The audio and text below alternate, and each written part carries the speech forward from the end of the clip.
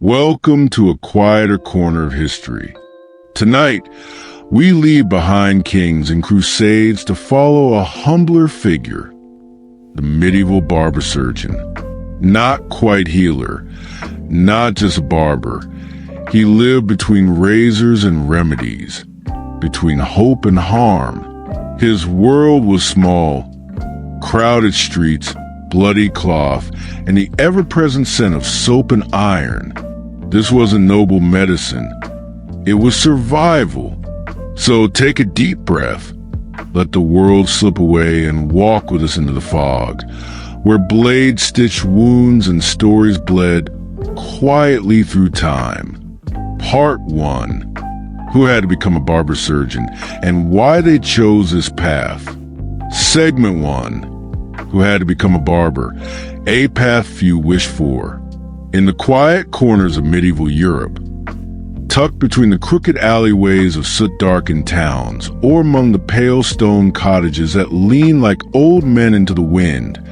there lived countless young boys born into homes where warmth was measured not by hearth fires, but by the breath of bodies huddled close on cold nights, where food was never promised and futures were never discussed. Because for families without land, without titles, and without coin, dreams were not luxury but burden, and so their children were raised not on hope but on habit. The habit of waking early, working long, and never asking what tomorrow might bring. Among these boys, third sons, fifth sons, or sometimes the only one, the path ahead was narrow and stony. For in a world where land was power and inheritance was finite, there was simply nothing left to inherit. The family plot had long been portioned away. The tools were few and shared, and the animals in the yard, if there were any, were more valuable than a child who might one day feed them. And so the boy quickly learned that his place was not in the fields where he might till soil that wasn't his, nor in the monastery where ink and quiet might shelter him from the world, nor in the army, which demanded coin for armor, horse, or even a sharp enough blade to be worth marching behind. And so he watched. He watched the men in his neighborhood, the ones who sharpened knives on river stones, who wrapped towels around bearded faces, and spoke with hands steadier than their words. He watched them lean over crack basins with blood-stained cloths, listened to the whistle of razors in the air, saw they move with grim calm when someone came limping in, arm pressed against a torn sleeve, or jaw swollen with rot. And it was not admiration he felt, not awe or aspiration, but a dull sort of recognition. The understanding that if there was a future for him at all, it might lie in those tools, those blades, those thin needles and stiff cloths soaked in boiled wine and set to dry over the hearth. There were no schools, no chalkboards, no apprenticeships with signed parchments and wax seals. Only days spent in shadow, behind the elbow of an older man who had once been a boy just like him, who had once stared down the same narrow road and taken it not with pride but with resignation, who passed down his knowledge not with kind words or instruction, but by gesture, by grunt, by repetition. So the boy learned that before you cut, you must sharpen, and before you shave, you must warm the skin, and that when the blood comes, as it always will, you must move without panic, without hesitation, without letting the shaking of your knees betray the uncertainty behind your eyes. They began with simple things, holding the tools, carrying the water, sweeping the hair and shaving some floor, and if they were lucky, they would be shown how to stretch pigskin across a wooden frame, to practice the fine art of slicing without tearing, of sewing with heavy thread and thick needles, mimicking the closed flesh of a wounded man whose pain could only be imagined, because real patience did not wait until you were ready, did not ask if you had trained enough, did not care if your hands had only yesterday learned how to tie the knots that now held their skin together. There were no lectures on infection, No warnings about bacteria, no concept of sterilization. Only instincts and superstition. Tradition passed down like a poorly mended coat, patched and worn, but all that one had to wear. They believed in boiling blades not to kill invisible threats, but to soften metal or clean visible grime. And when wounds festered, they blamed the stars or bad blood or curses, never pausing to wonder if the rag used on one patient had not already been soaked in another's. Fever. And yet, despite the ignorance, despite the danger, the work continued. Not because it was noble or rewarding, not because it elevated a man who held a razor, but because it paid barely, just enough to keep a crust of bread on the table, a roof overhead when the rains came,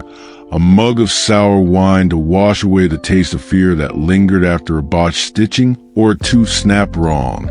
And if the man was lucky, maybe a woolen cloak thin enough to fight the winter wind that crept beneath. Every doorframe, in every forgotten corner of every crumbling town, he would rise before the sun, in a room so dark that his tools caught no light, and he would light a taper not for warmth, but to see if the razors were still sharp, the shears still aligned, and he would oil the joints, rub the leather straps smooth again, set his station in order not with reverence, but with the careful routine of someone who knew that every small detail mattered. Because when the bleeding started, it was the details that determined whether the patient walked away or whether. The silence that followed was a heavy one. Shaving was the bread and butter.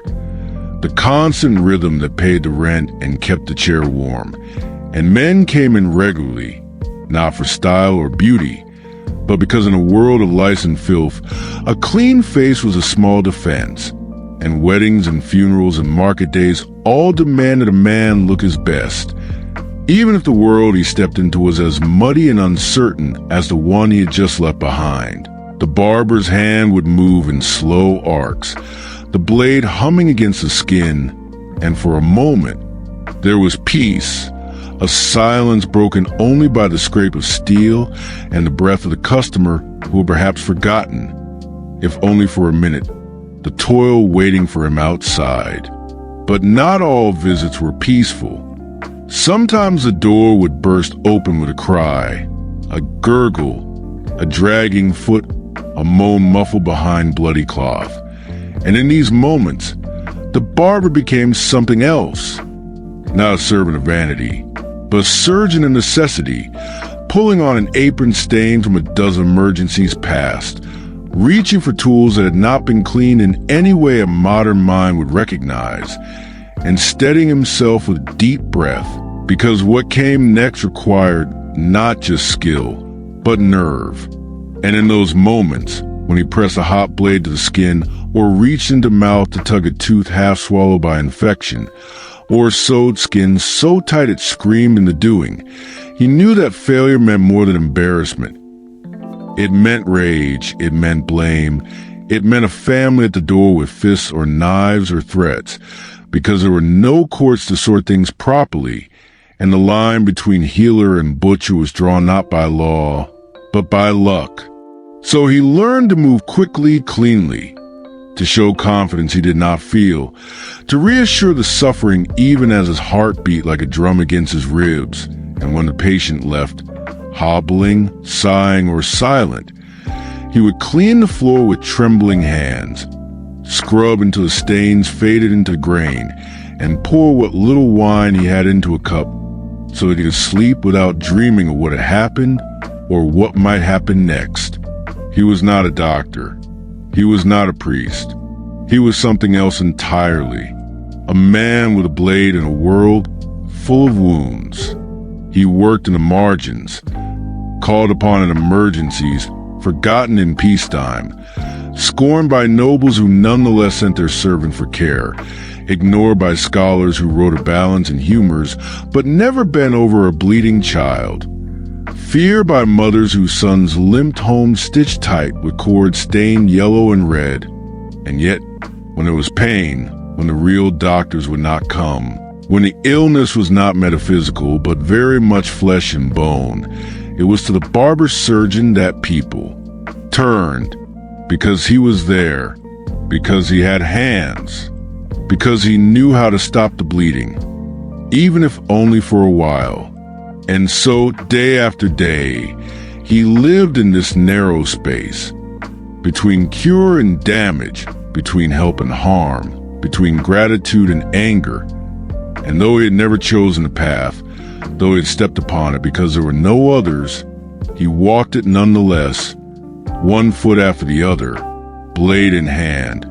shoulders bowed not from pride but from the weight of knowing that no matter how well he worked, he would never truly be respected, never truly be safe, never truly be free of the burden that came with being the one who tried to fix what others could not. Segment 2, harsh apprenticeship without any formal training. In a world without textbooks, without university halls echoing with lectures on anatomy or sanitation, without the clean separation between scholar and tradesman that we know today, the path to becoming a barber-surgeon was not laid out in orderly steps, but stumbled into through necessity, repetition, and the quiet terror of learning through failure, where each lesson was written not in ink, but in sweat, in blunted razors, in splinters from makeshift benches, and, most hauntingly, in the stillness of patients who would never again rise from the straw-strewn floors of those dim, low-ceilinged shops. The young apprentice, perhaps 12, perhaps younger, though years mattered little when survival determined maturity, did not begin with tools in hand, or even with questions in mind, for curiosity was a luxury best left to those whose stomachs were full and future secure. Instead, his first days were filled with silence, observation, and obedience as he stood near the walls, eyes tracing the worn movements of the master's hands while his own hands held basins, wiped up hair, wrung out bloodied cloths, and learned, slowly and without ceremony, that the measure of his usefulness would come not from how much he knew, but from how little he disrupted the fragile balance between routine and chaos in that little room where blades met skin and outcomes were always uncertain. There was no one to explain why some wounds closed and others festered, why some men screamed through the pain and survived while others slipped away in eerie quiet. No voices spoke of germs, of microbes, of contamination, for such knowledge did not exist in their world. And so the apprentice came to associate success not with science, but with technique, with rhythm, with superstition perhaps, mimicking the gestures of those before him, as though the very act of repeating what had once worked could somehow ward off death once more, even when he did not yet understand the why behind the motion. And so the boy learned to hold a razor just so, to feel for the balance in its weight, to drag its edge across pigskin tacked to a wooden frame in long, unbroken strokes until the surface was smooth, until no nicks or tears marred the pale, slick surface that served as a silent teacher. Because a living man would not give second chances if the first pass of the blade was clumsy, if the edge jumped or skipped or caught on the jawbone, and left behind not a clean shave, but a wound, and so hours were spent in the half-light of the shop, his fingers cramping, the smell of old brine and iron heavy in his nose, training his muscles to obey a precision his mind had not yet learned to name. Then came the needle, not the fine, curved tools of later centuries, but thick and straight, often reused and wiped down with rag and wine. Its eye barely large enough for coarse thread, wax stiff to keep it from fraying. And here the apprentice would stretch out parchment or pigskin again, now not to shave, but to sew, to practice clothes that would have been open, drawing the edges together with methodical, jerking pulls, hands trembling at first, and then, slowly, finding steadiness in repetition. Though he could not forget that one day, this would not be practice but pressure, not learning but life, when the screaming patient would not lie still, and every misplaced stitch might mean infection, might mean failure, might mean blame. He watched his master tie knots that held flesh together, not tidy, dainty loops, but firm, ugly ties that gripped like fists, meant not for beauty but survival. And he learned to dab wounds with wine or with ashes scooped from the hearth, to wrap them with cloth boiled only if there was time or fire, to recognize when blood ran too fast, too dark, too long, and in those moments, to press down with everything he had, cloth and palm and prayer together, hoping it would stop, just stop, before the patient's eyes went still and wide and empty, the way he had already seen more than once. No theory accompanied these lessons, no charts or drawings, no dissections guided by professional curiosity. Only the reality of flesh and consequence, of men carried in by their friends and carried out in silence or not at all. And the boy learned that observation was not passive, that it was his only tool, that every movement of the master's hands was a kind of language, a quiet scripture of survival that had to be memorized without speaking, because questions made the master angry, and there was no time for uncertainty when someone's life was slipping onto the dirt floor in thick, silent drips. The tools themselves became familiar, though never comfortable, handled not with reverence, but with the weary intimacy of those who knew both their power and their failures. The worn razor with its bone handle, sharpened daily until its edge was nearly translucent. The small saw, teeth dull from use but trusted more than any borrowed one. The clamps, the hooks, the leather straps stiff with dry blood, kept not for tradition, but because there was no coin to replace them, and the apprentice learned to lay them out each morning in the same careful order, not out of ceremony, but because disorder led to panic, and panic in this line of work was a luxury paid for in flesh. There were no gloves, no antiseptics, no masks, only bare skin and breath and bravery, because when the apprentice was finally allowed to assist, to steady a leg being sawed or hold a lantern close while a wound was cauterized, he could not hesitate, could not flinch, could not allow the stench of burning meat or the slick warmth of arterial blood to distract him. For if he did, the master's voice would lash out sharp as any scalpel, and the error would not be forgiven easily, especially if it was made in front of watching eyes or grieving kin. And still, despite the brutality of these lessons, there was no formal moment when the boy became a man, no final test, no graduation, just a gradual shift in responsibility. The way the master began to trust him with simple procedures, perhaps a tooth extraction or a boil lancing, and though his hand still trembled, though he still woke some nights with phantom screams echoing in his ears, he began to understand that this was how it would always be, that certainty was a myth and fear a companion, and that those who survived longest in the trade were not those who never felt fear, but those who learned how to carry it, how to hide it behind a calm expression and a gentle voice. Over time, he discovered the subtle cues of patience, the way some would go quiet before fainting, the way others would chatter to keep the pain at bay, and still others would fix their eyes on the ceiling beams as though they were trying to float out of their own bodies. And he learned to speak softly, to distract, to lie gently if he had to, saying just a pinch or almost done, even when he knew it would be worse, even when he knew it had only just begun, because sometimes kindness was a form of anesthesia, and sometimes silence was more merciful than honesty. He practiced bleeding, that most common of medieval treatments, by nicking the forearm near a vein and letting the blood run into a small bowl marked with notches, believing, as all believed then, that sickness stemmed from imbalance, that too much blood could sicken the spirit. And though he did not understand the humors or their ancient theory, he knew the value of following belief, because patients did not need science. They needed relief, or at least a feeling of being treated, of being seen, of being cared for,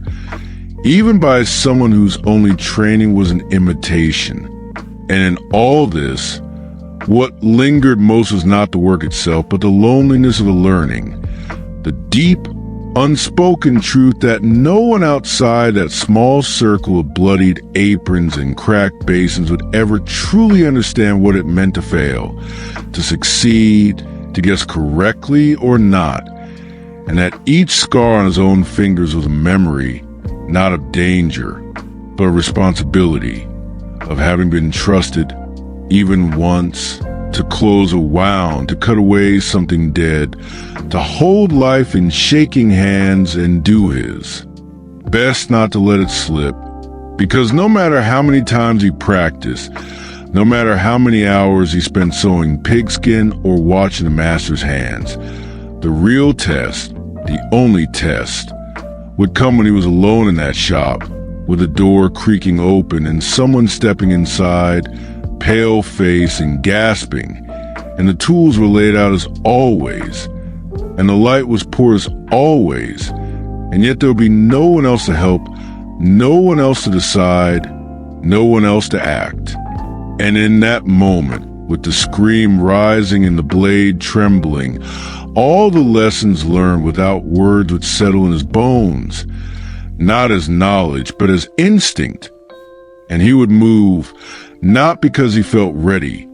not because he wanted to, but because there was no one else, and the wound would not wait, and the silence that followed would either be one of relief or regret.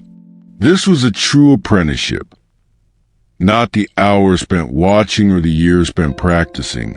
but the moment when there was only one set of hands left to work, and the understanding that what happened next would stay with him forever, whether anyone else remembered or not.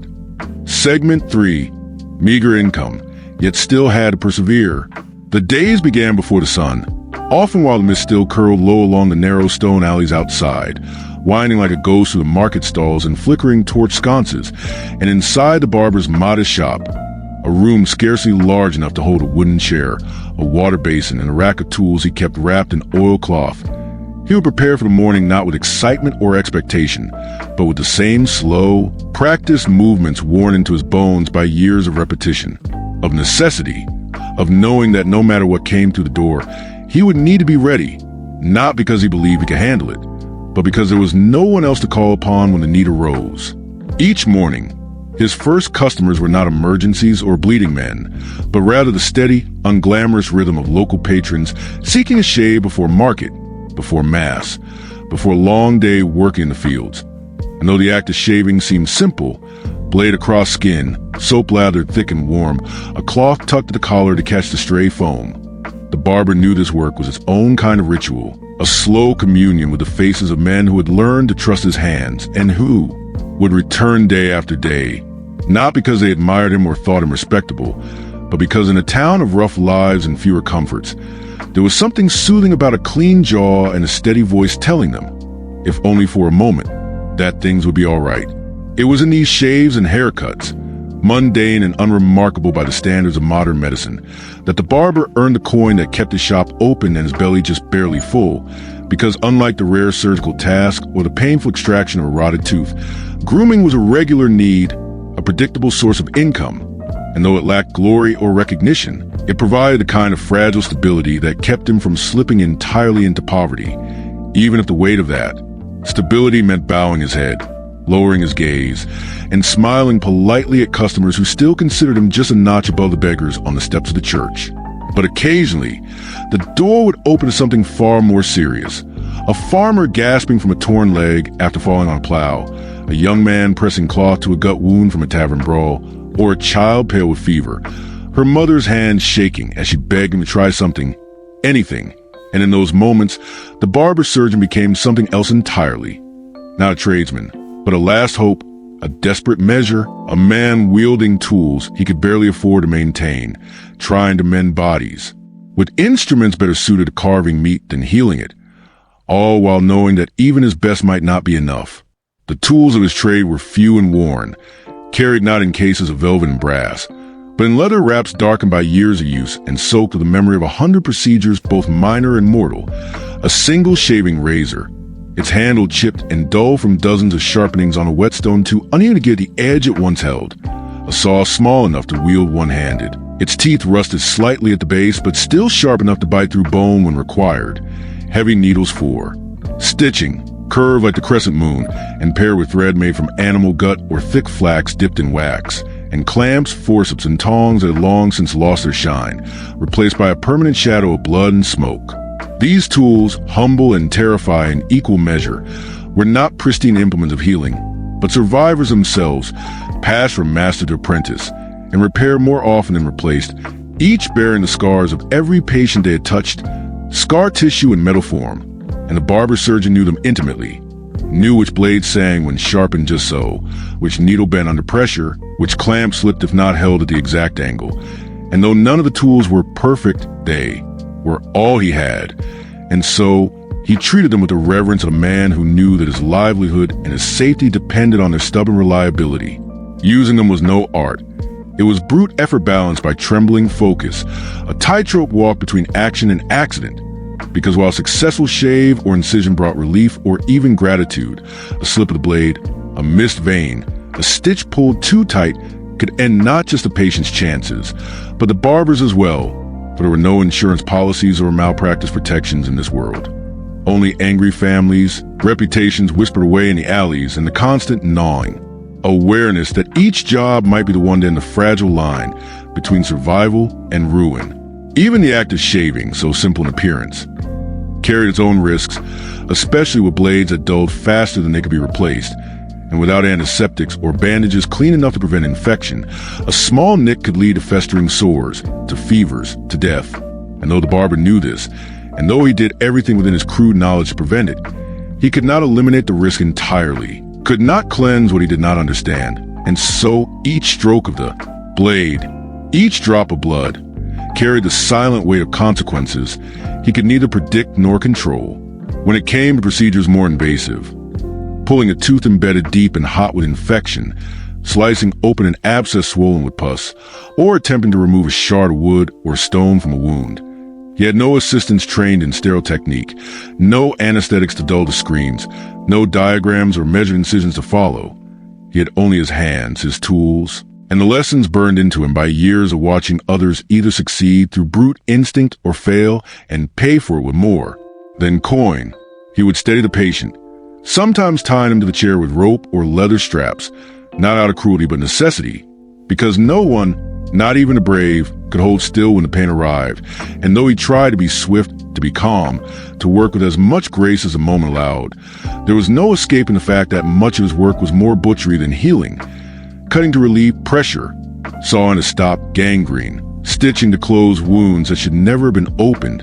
and when it was over, when the patient either sagged in relief or collapsed in silence, he would clean what he could, whisper a prayer perhaps, and begin again. And always, hovering above him like a shadow, was the knowledge that even these painful tasks paid little. Few could afford to pay much for surgery, and fewer still were willing to do so when the outcome was uncertain. So the barber often worked for trade: eggs, bread, a patch of cloth, a favor promised in future. And though he tried to charge what he could, he often found himself undercut by others less skilled, or blamed when things went wrong, or simply dismissed when the patient could know longer pay. And yet, despite it all, he continued. He continued because rent still came due, because the baker did not take sympathy as currency, because the wine seller would not trade drink for sorrow, and because even a meager income from shaving, from trimming hair, from bleeding patients in the old Galenic tradition, was more reliable than anything else available to a man without land, without patronage, without the privilege of ink-stained hands or silk-lined robes. And so he endured the small humiliations, being called a barber when he longed to be seen as more, being thanked with half a coin for work that left his back aching and his soul heavy,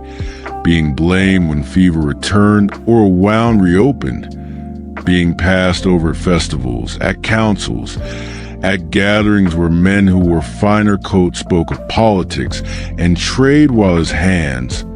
stained and scarred, were not invited to lift a goblet nor to shake another's in friendship. Yet he endured, because even in the margins, even in the shadows of society, he found something steady, perhaps not pride, perhaps not comfort, but a strange, stubborn kind of meaning in the act of helping, of trying, of offering hands when no one else would, and in the moments between the blood and the quiet, between the scream and the sigh, he found silence, and in that silence, he found enough to continue. Part 2, Dangers Faced During Their Work. Segment 4, Crude Tools That Put Their Own Bodies at Risk. There's a kind of quiet betrayal hidden in the tools a barber-surgeon once used, not because they turned against him maliciously or suddenly, but because they were always a little broken to begin with, always a little too blunt, a little too rusted, a little too crude to promise safety to the hand that held them. And yet, he held them anyway, day after day, because there were no others, no better versions, no shining sets of surgical steel or carefully tempered alloys, just the same weary collection of worn iron, bone-handled razors, and saws that once might have cut firewood before they were called upon to cut through something warmer, softer, more sacred. And with each new patient, the barber was forced to gamble not only with the flesh of others, but with the fragility of his own, trusting that the blade wouldn't slip, the handle wouldn't crack, the rust wouldn't bite too deep, because he had no choice, because there was work to be done, and the world did not pause to let a man wait for better tools. Imagine him early in the morning, standing before a low wooden shelf where each instrument was laid with care, wrapped in linen, bound with twine, tucked beneath cloths that no longer held color, each item resting not in sterilized trays or sealed compartments, but nestled among straw, with shavings or folds of a worn apron, and he would unwrap them slowly, the way one might open relics or bones, not because they were sacred, but because he feared what he might find: a cracked blade, a missing tooth on the saw. The bitter smell of iron turned sour with age, and still he would gnaw it quietly, examine them with a glance that saw too much too quickly, and tell himself again that it would be enough, because it had to be, because there was no merchant in the village with new stock, no guild hall willing to lend out finer tools, no time or coin to commission replacements. Only these same faithful knives that had drawn blood 1,000 times and would again today. The razor, perhaps the most familiar companion, was not the sleek, gleaming tool of later barbershop mythology, but a heavy, curved blade with bone or horn handle, its edge honed thin enough to cut clean if the stroke was precise, yet also thin enough to crack or chip with a careless drop or a sudden trim of the hand. And when that happened, when the steel gave out mid-shave or mid-cut, it was not only the patient who suffered, but the barber himself, whose fingers might slip across the edge, slicing through skin made vulnerable by long hours and poor gloves, if any gloves at all, because in truth, most barbers work barehanded, not out of pride or principle, but because leather dulled to feel the blade and linen tore too easily, and the only real protection was caution, and caution, as every tired man learns, is a muscle that weakens with hunger and time. Next came the saw, thick and short, meant for controlled movement in small spaces, through bone, through joint, through the rigid stem of an arm that could no longer be saved. And while the act of sawing was already brutal, already intimate in its violence, what made it worse was the condition of the tool itself, which often dulled after just a few uses, its teeth bending or breaking under pressure, forcing the barber to lean in harder, to grip tighter, to saw longer, and all the while risking his own safety, because when the saw bucked or caught, it could jerk from a wound and into his own thigh, or slice across his palm, or send a splinter of wood or bone flying toward his face. And so each amputation, each desperate cut, was as much a risk to him as it was to the patient, not because he was careless, but because the very act of caring, of trying, exposed him to injury again and again. Stitching needles were no kinder. Long, crude, and often reused far beyond reason, they lacked the delicate curve and polish of modern tools, and were instead thick, straight, and difficult to guide through skin without considerable force, which meant the barber had to grip tightly, to push with the full strength of his fingers,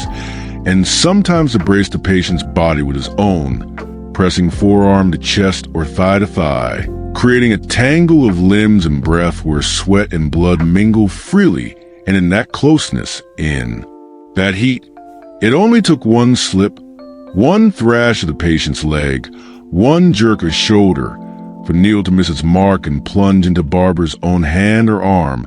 often deep enough to leave it lodged there for a breathless second before he could pull it free, gritting his teeth not from pain. He was used to pain, but from a dread of what might follow. Infection, swelling, fever, weakness in the joints, things that came slowly but stayed long, and though he might wash the wound with wine, or press it with a heated coin, he knew in his bones that some cuts never truly healed, only hid themselves until winter came and the ache returned with it. Forceps and clamps, used for extracting teeth or holding open the lips of wounds, were rarely uniform in size or shape, often forged by local blacksmiths with little understanding of anatomy and even less concern for balance or weight. And so these tools required brute strength to operate, which meant the barber's fingers were often swollen, blistered, or split from repeated strain. The skin on his thumbs hardened like old leather from pressing iron into iron, sometimes so firmly that his hands cramped shut at night and had to be pried open come morning with warm water and quiet curses. And yet he still used them,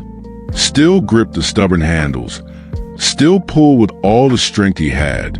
because when a tooth refused to come out or a bone splinter needed removal, there was no other option, no gentler way, and the pain in his hands became just another background on the long, slow agony of the work. Even the sharpening tools, whetstones worn smooth, leather straps cracked and uneven, were dangerous in their own way, for they demanded repetition, attention, and just the right pressure, or else the blade would come away too thin in places, too brittle at the edge, liable to snap mid-cut or bend unexpectedly. And when that happened, when a fragment of steel broke free and flew across the room or buried itself in the barber's wrist, there was no nurse to call, no clean gauze to wrap the wound, only rags soaked in old wine and prayers muttered beneath breath too tired to believe them. And still, he would return to sharpening the next day because the blade must be ready, even if he was not. And all of this, the razors, the saws, the needles, the forceps, the straps, the stones, was carried out in an environment that magnified every risk. A shop without true ventilation, lit by candle or hearth flame, where shadows played across surfaces and smoke curled through the air, stinging eyes and dulling vision, where hands slipped easily on wet wood or bloody cloth, where fatigue set in after hours spent hunched over a screaming body or bent low over a child's fevered brow. And in that closeness, that dimness, the barber learned to navigate by muscle memory, by feel, by instinct, knowing that one wrong move, one heartbeat of inattention, could see the blade turn back upon him. Yet the greatest danger was not the tools themselves. It was the accumulation of their betrayals. A cut here, a burn there, a deep puncture that never quite closed, a tendon strained, a joint inflamed, and before long, the barber found himself limping, or favoring one hand, or waking the night with fingers clenched and arms aching, and he would sit by the fire, staring at his palms in the flickering light, counting the scars like rings on a tree, each one a memory, each one a moment when the work had reached back and taken a piece of him in return. He bore these wounds quietly, not because he was stoic or proud, but because there was no one to complain to, no guild to report unsafe conditions, no overseer to demand better equipment. Only the knowledge that he would rise again the next day, unwrap the same tools, and begin again, because the city needed barbers, because sickness and pain did not wait for rest or healing, and because even as the tools threatened him, they were also the only things keeping him alive. And so he wrapped his hands each morning with linen if he had it, or with strips torn from old tunics if he didn't. And he gripped the handles of his tools like a man gripping his own fate, knowing it would wound him again, knowing it would draw his blood as surely as they drew others, but still trusting them, still using them, still believing that they could serve, not perfectly, but adequately, not forever, but for one more day. Just one more day. Segment 5, The pressure and peril of primitive surgery. There's a heavy silence that settles just before a cut is made, a silence not of peace but compressed dread, drawn tight like a string across the room, because when the barber-surgeon stood over the patient, his hands already slick with sweat, the blade trembling ever so slightly in the poor light, he knew that what he was about to do could not be undone, that each motion of his wrist, each adjustment of his grip, each shallow breath he took to steady himself would ripple outward into someone else's body, someone else's pain. And he carried this knowledge with him not as a badge of honor, but as a weight curled deep inside the hollows of his ribs, pressing upon his chest each time he prepared a cut, because unlike a scribe who could crumple parchment and begin anew, or a carpenter who might saw fresh wood to replace a mistake, the barber had no luxury of do-overs. He worked on the fragile boundary between life and death, with only his instinct and the crude tools of his trade to guide him. And even when the room was filled with shouting, with prayers, with the low sob of a mother or the moan of a fevered man, he would hear that silence beneath it all, like a heartbeat that was not his own, waiting, always waiting for the first touch of steel to skin. And yet, despite the absence of training, despite the lack of antiseptics, of diagrams, of trusted assistants to hold the trembling patient still, the barber-surgeon was expected to proceed without hesitation, to appear calm even when panic surged through him like a tide, because in that tiny room, with its smoke-darkened rafters and its dirt-packed floor slick with spilled wine or blood or both, he was the only one who could do what needed to be done, and the moment his hands faltered, the moment his voice betrayed fear, the illusion of control would vanish, and the room would fall to chaos. And so he wore his confidence like armor, laced with quiet words, steady breath, and movements practiced until they felt almost mechanical, even as his mind screamed with the awareness that each action might be wrong, that the limb he was about to remove might not be as infected as he thought, that the wound he was about to stitch might hide, rot beneath its surface, that the boil he was about to lance might burst upward instead of out, splattering his face and arms and spreading sickness through tiny cuts he didn't even remember receiving. When surgery was required, it was, more often than anyone liked to admit, it was not a choice made lightly, nor a word spoken casually. It was a final measure, the desperate step taken only when all else had failed, when the fever would not break, when the swelling grew harder and hotter each day, when the leg turned a sickly gray, when the pain had stretched on for so many sleepless nights that even the thought of death seemed restful by comparison, and the patient, whether man or woman, old or young, would finally allow themselves to be carried into the barber's shop, their eyes glassy and distant, their voice reduced to murmurs, and the barber would look at them, not with the detachment of a scholar, but with the resignation of a man who had seen too many faces like this, and who knew that the work ahead would leave scars in more places than one. Because surgery in those times was not healing, not truly. It was survival at best, mutilation at worst, and every operation was a wager against infection, against blood loss, against panic, against time itself. He would begin by preparing the tools, not because they were sterile, not because they had been cleaned according to any modern standard, but because it was all he could do, all he had control over. So he would lay them out in a neat line across the bench.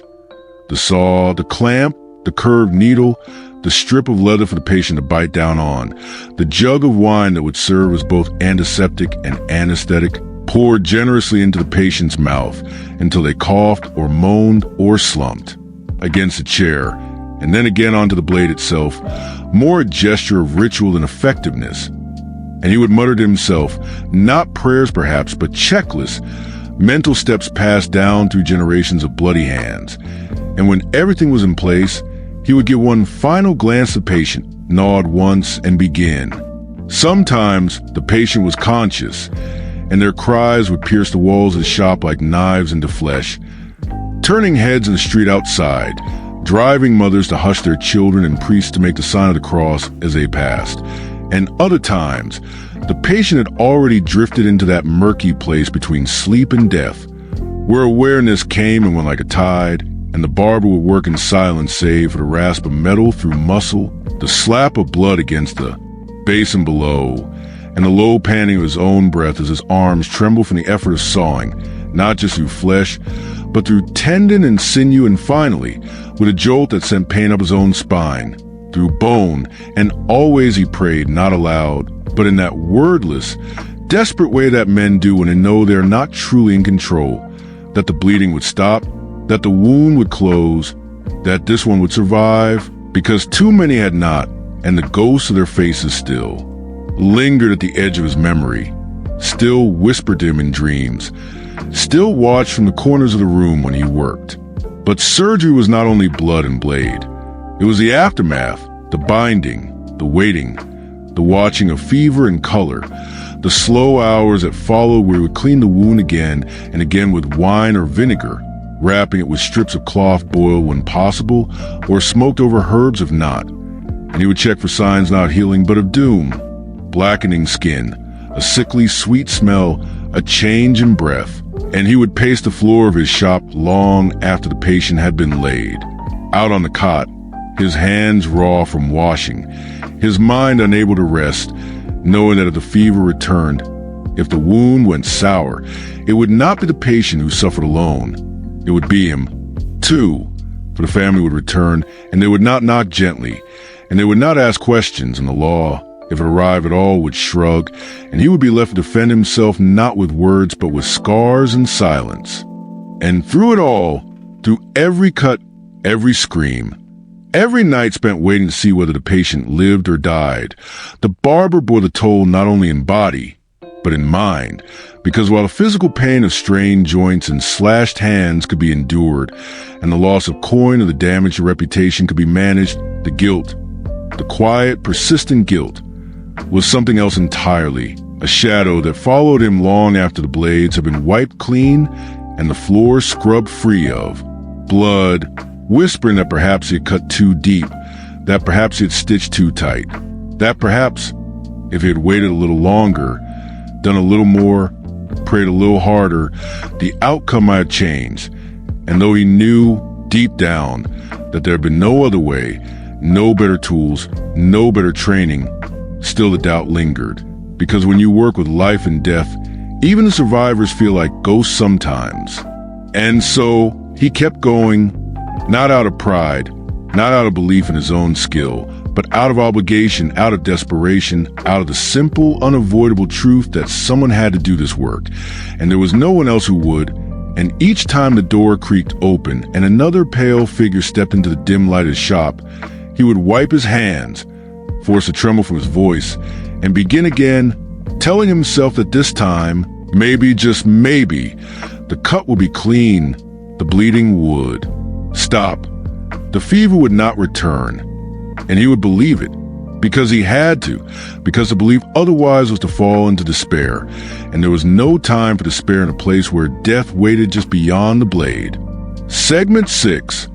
Constant Threat of Infection. There was a silent, invisible danger that crept beneath every cut and whispered in every stitch, a danger that made no noise when it entered the room, wore no visible mask of menace, but instead lingered on fingertips, drifted in the air, soaked into cloth and rag and wood grain, a threat so constant and unrelenting that the Barber-Surgeon came to accept it not as an occasional hazard, but as an ever-present companion, as ordinary as the worn handle of his razor, or the smudge of soot on his walls. And though he could not name it, could not see it, could not understand what it was or how it moved, he knew it existed, knew it by the way wounds sometimes refused to heal, by the way red turned to purple, then black, by the way patients who had once laughed nervously as he tied their bandages would fall into silence 2 days later, their fever burning higher than a hearth ever could, their mouths dry and cracked, their hands trembling with the cold that came from within, and when they died,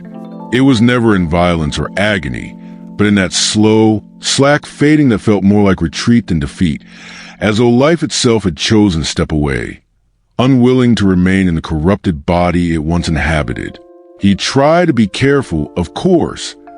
not because he'd been taught to be, not because there were rules or rituals passed down in any official manner, but because the patterns became clear over time, because the link between certain actions and certain outcomes could not be ignored forever,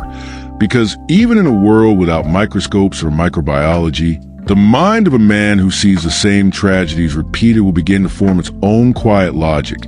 And so he began to wash his hands when he could, to boil his cloths when there was fuel enough,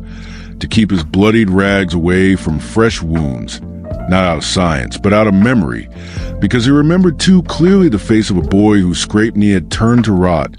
the woman whose birthing wound had festered despite his careful stitching,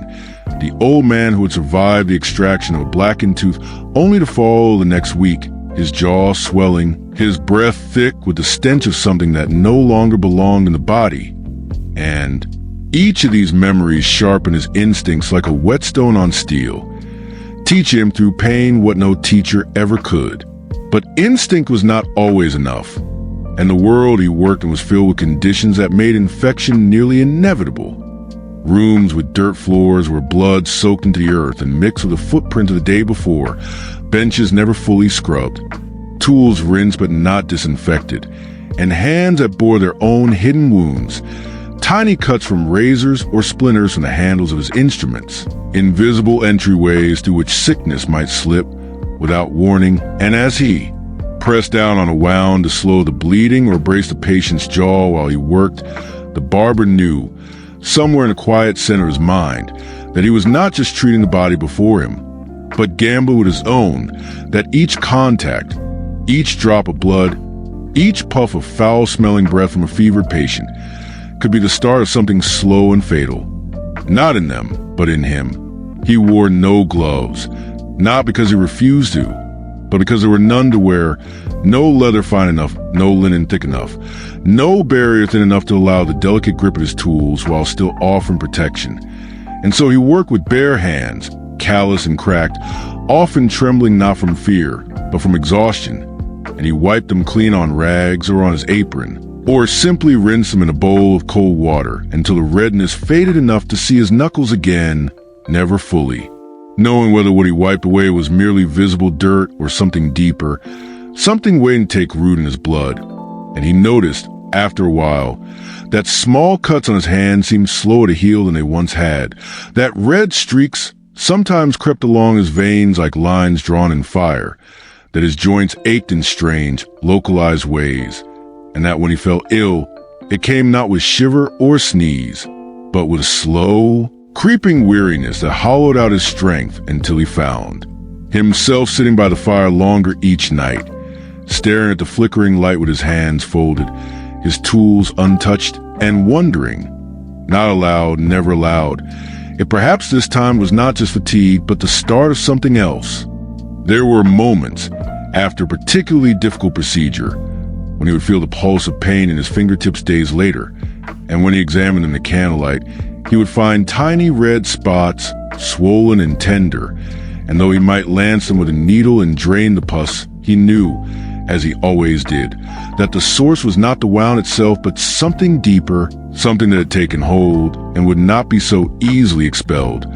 And he would bind his hands tightly, soak them in, wine, press hot cloths against them, and return to work the next day not because he was healed, but because he could not afford not to be, because the sick and the wounded did not pause in their suffering to wait for the barber to recover. And what was most insidious, what gnawed at the edge of his thoughts late at night as he sat by the coals with his hands in his lap and his chest rising and falling slowly in the dark, was the knowledge that no matter how careful he was, no matter how many new habits he developed, no matter how many times he boiled his cloths or let his razors rest in wine, the threat would never leave entirely, that some wounds would always fester no matter how clean the cut, that some breaths would always carry more than air, that some days he would carry out his work feeling well and wake the next morning with a scratch in his throat, a tightness in his chest, a pain behind his eyes that no herb or tea could ease, and he would wonder if this was a day began, if this was a fever he would not recover from. For the infection did not only take from the patient, it took from him his energy, his clarity, his sense of safety, and in the long arc of years, his faith in the work itself. For what use was healing when the tools themselves betrayed him?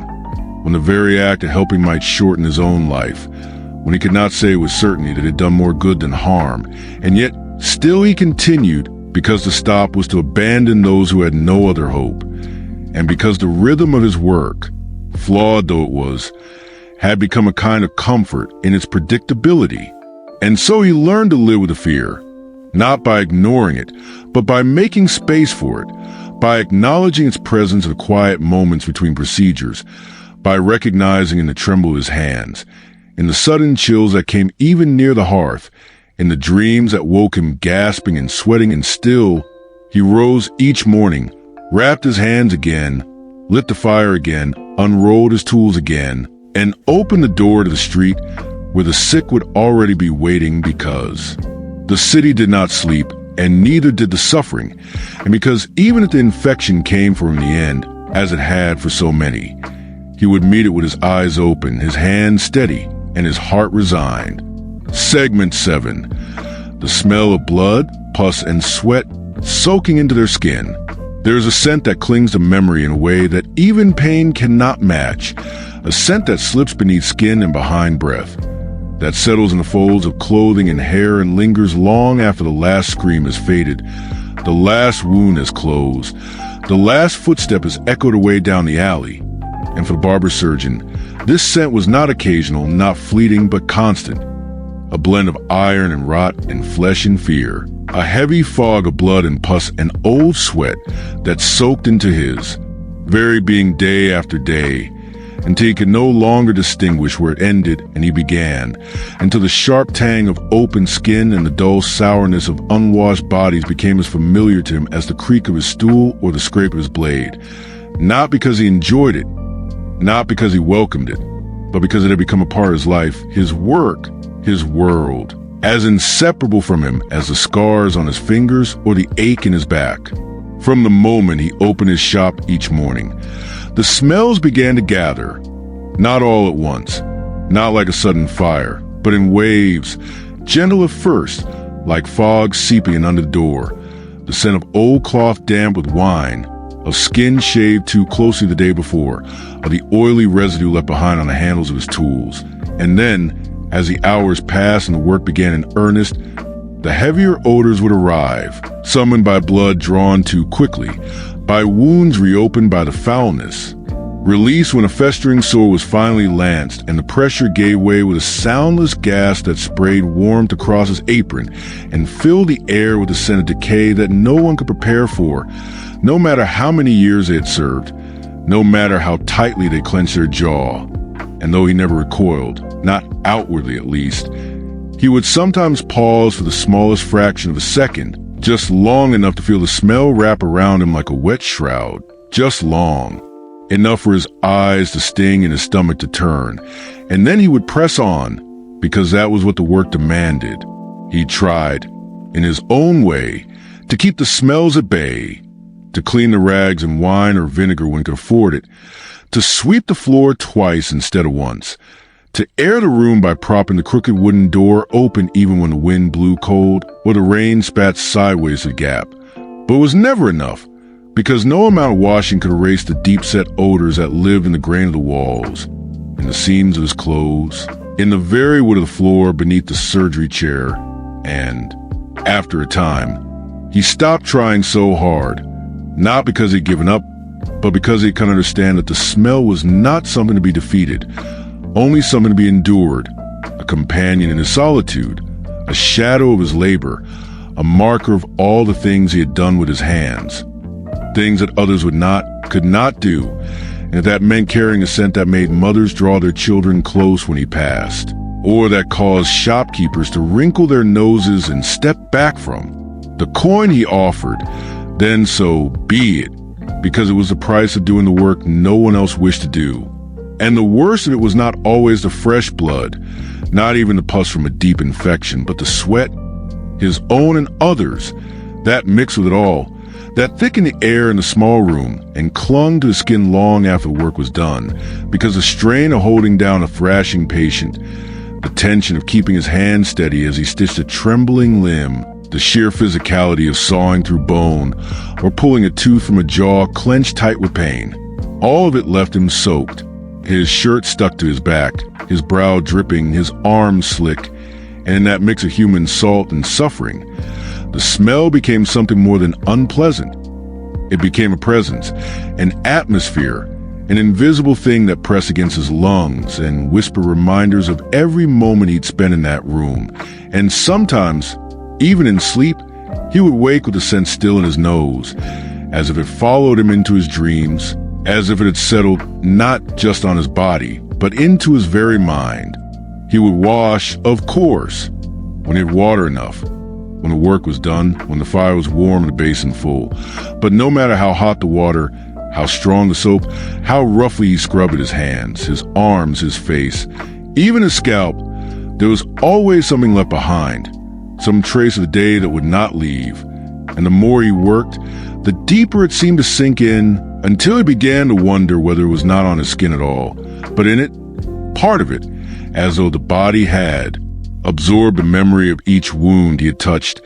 each boil he had opened, each blood-soaked cloth he had held against a groaning chest. And though the townsfolk rarely spoke to him of it directly,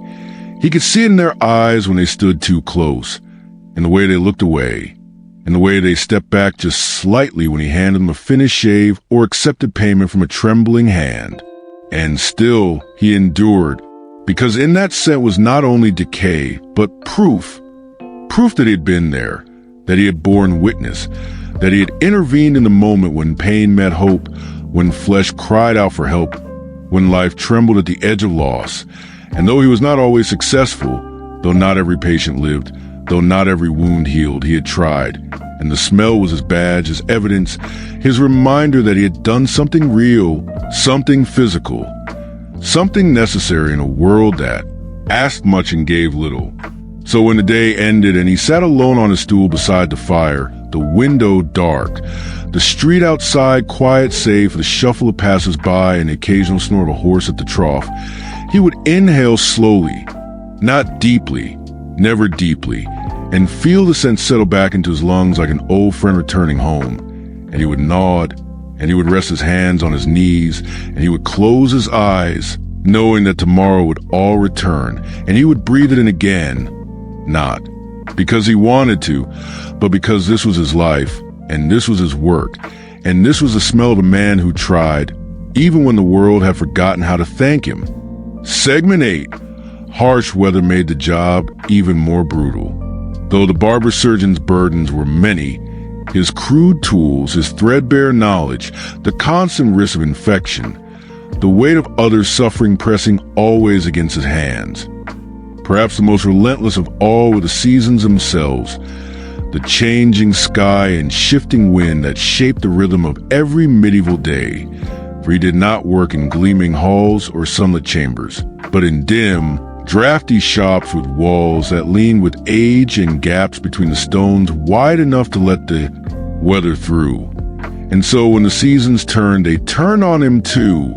with no pity and no pause, and every task he performed, whether it was shaving a merchant's beard, pulling a beggar's tooth, or stitching shut a wound opened by accident or cruelty, was carried out not in the still comfort of stable conditions, but in the choking heat of summer or the bone-numbing chill of winter, with his hands always too wet or too stiff, his breath always too labored or too misted, and his eyes always half blinded by smoke, sweat, or steam rising from basins that never seemed to boil hot enough. In winter, the cold came not as a sudden gust, but as a creeping thing, sliding beneath the doorframe before dawn, coiling around his ankles while he stood barefoot before the hearth, trying to coax the coals back to life with breath and splinters, his hands already aching before the day had begun. And when the patient arrived, shivering, coughing, wrapped in cloaks that still dripped from frozen rain, he welcomed them not with the warmth of a healer's touch, but with fingers so numb he could barely feel the tools he gripped, fingers that moved not by will but by memory, retracing motions they had performed 1,000 times before and hoping that the familiar groove would be enough to guide them true, For a razor slipped more easily when a hand was stiff,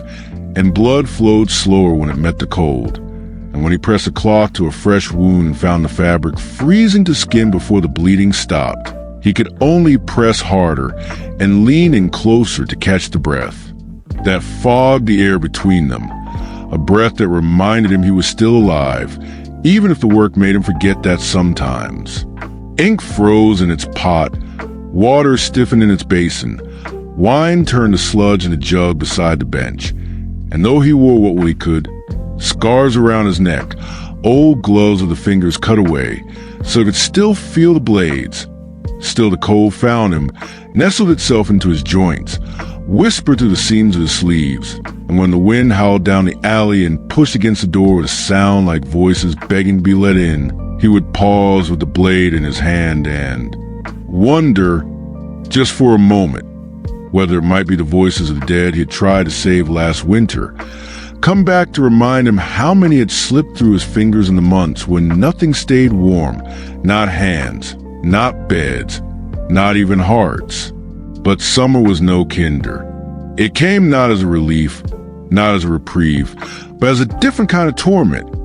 One that laid wet hands on his back and neck and left him soaked with sweat before the bell rang out for midday prayers. One that turned his little shop into a cauldron of heat and stink, where the smell of blood and pus did not fade but fermented, rising thick and choking and inescapable, clinging to the skin and to the skin of every person who entered, until the air itself seemed to pulse with illness and fatigue. And he found himself wiping his brow more often than his tools,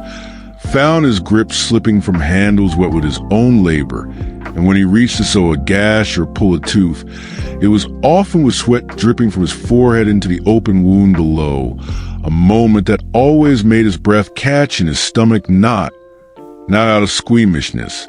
He had long since passed that, but out of guilt, out of helplessness, out of the bitter knowledge that in this heat, he could not be clean, could not be safe, could not protect his patients from the very thing they had come to escape. The flies were the worst. Drawn by the scent of open wounds and sour cloth, they buzzed endlessly around his head, landed on the patient's skin,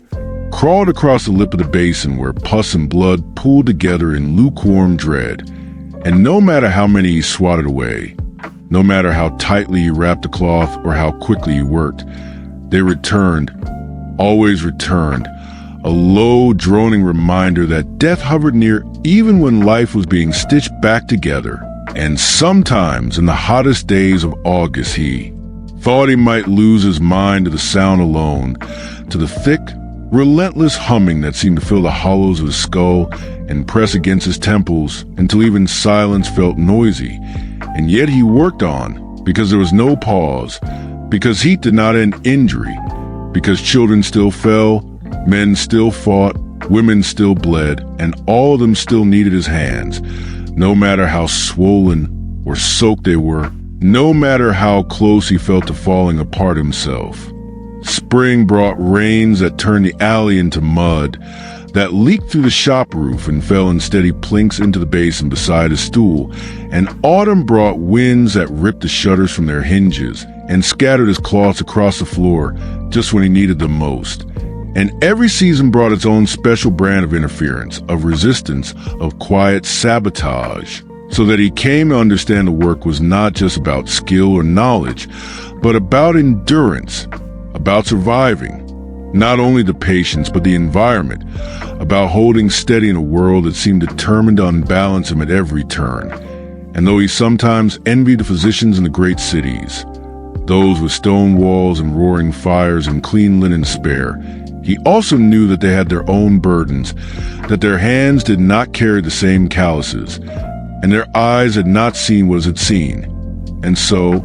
he let the envy pass like a cloud, and returned to the chair, to the blade, to the season, whatever it brought. Even in sleep, the weather found him. In winter, he woke with limbs so cold he feared they had stopped working. And in summer, he woke drenched and gasping, his shirt soaked,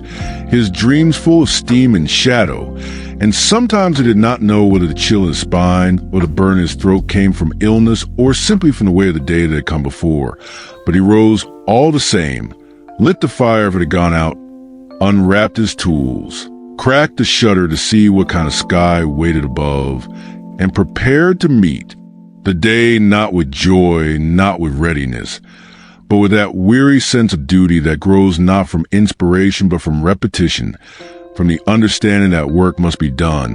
that healing must be attempted, that pain must be met with hands, even if those hands are trembling. And so he worked through heat and frost, through rain and smoke, through hail that bounced against the windows and sun that turned the floorboards into burning planks. And his body bore the marks of it, cracked skin, peeling lips, joints swollen from cold, muscles sore from heat, and his tools, too, warped and rusted with the seasons. And yet he did not stop,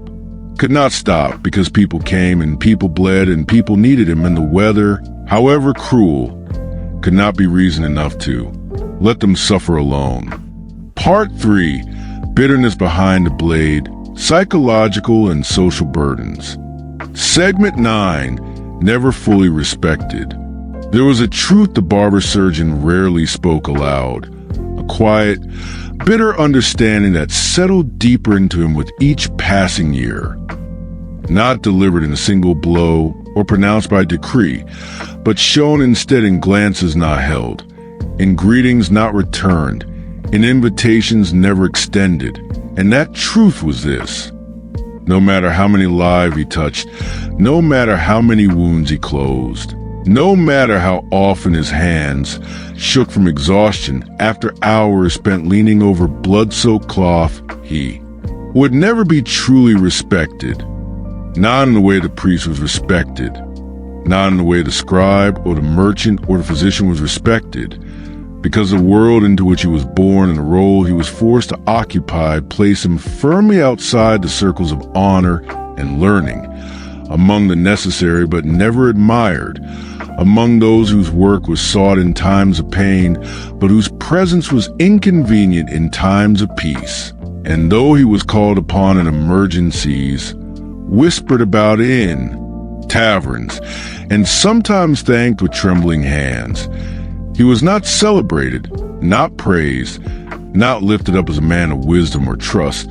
but merely tolerated, welcomed when needed, avoided when not. Even as he passed through the village square on market day, slipping quietly between the stalls with a basket under his arm, and the faint smell of vinegar and wine still clinging to his sleeves, he could feel the shift in the air when people noticed him. The way conversations paused or softened as he approached, the way mothers steer their children gently away, not cruelly, not even consciously, but with that same instinct one uses to skirt a puddle or avoid a cracked stone, as though his presence reminded them of something unpleasant, something too real, too close to a fragile thread that held their own lives together. And even though he said nothing, offered no complaint, smiled politely when greeted, still he felt the quiet border drawn around him, invisible but unyielding, a line that told him that though he might live among them, eat their bread, pay their taxes, he would never quite belong. It was not just the people who shunned him, but the institutions, the structures of learning and faith that marked the village's rhythm and rank. For the barber-surgeon was neither educated nor ordained, and though he held his hands of power to mend flesh and ease pain, his lack of formal study of Latin, of letters even, kept him firmly on the margins. And so when councils were called to discuss the health of the town or the arrival of disease or the building of a new infirmary, he was not invited to speak, not asked for insight, not acknowledged as a man with experience, but left outside the door while robed physicians and wide-sleeved clerics spoke in low voices about things they understood only in theory, while he who had smelled the rot of illness, who had seen the blackened limb and the pleading eyes, waited with the patience of one who has long since learned that knowledge alone is not enough to command respect. The physicians especially, those men of learning who arrived from the cities in clean boots and heavy cloaks, who quoted Galen and Avicenna and prescribed leeches and prayers in equal measure,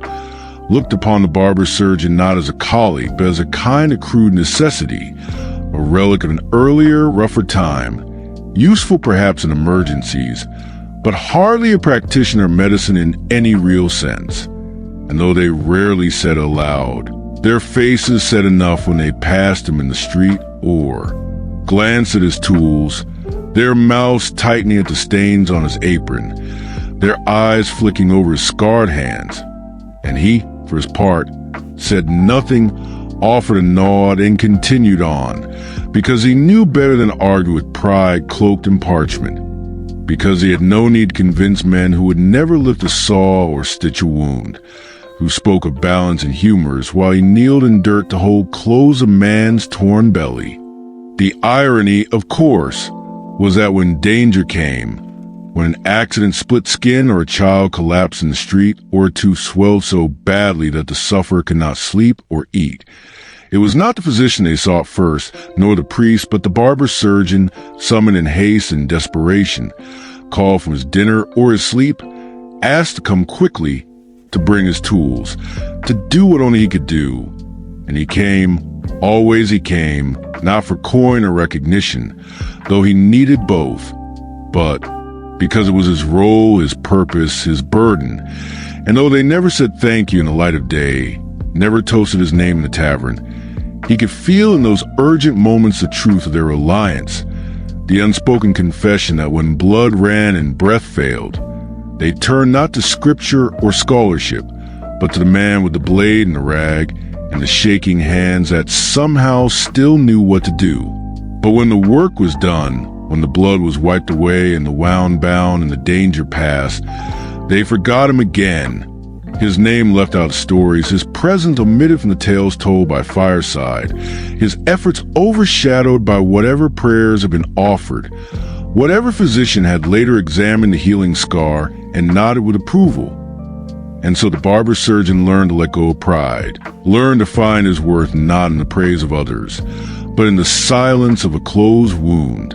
in the stillness of a fever broken, in the soft rise and fall of a chest that had almost stopped breathing, because if he waited for gratitude, he would grow bitter, and bitterness was a sickness of its own,